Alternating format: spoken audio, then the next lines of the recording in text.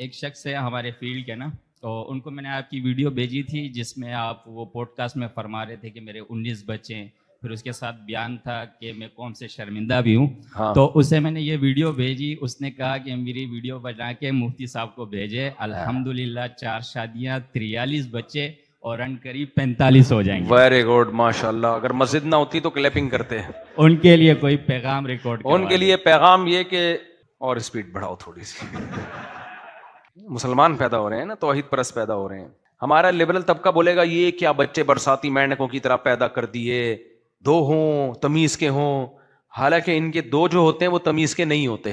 ان کے 2 ہوتے ہیں وہ تمیز کے نہیں ہوتے، کیونکہ ان کے بہن بھائی نہیں ملے ہوتے، بچپن میں کھیلے نہیں ہوتے، وہ ماریں کھائی نہیں ہوتی، کھلائی نہیں ہوتی. اور یاد رکھو غربت عیب ہے جب اپنی سستی کی وجہ سے ہو، لیکن بہت دفعہ یہ غربت بہت کچھ سکھا بھی دیتی ہے. جن بچوں نے بچپن میں غربت دیکھی، مسائل دیکھے، ان کا کانفیڈنس لیول بھی بعض دفعہ بڑھ جاتا ہے. مسائل دیکھے انہوں نے، جنہوں نے کبھی کوئی مسئلہ ہی نہیں دیکھا وہ کیا کرے گا. تو سوسائٹی میں ہر طرح کی چیزیں چاہیے انسان کو. تو 43 ہیں ان کے 43. ماشاء اللہ ماشاء اللہ. انشاءاللہ بھی کم از کم 43.5 تو ہو چکے ہوں گے.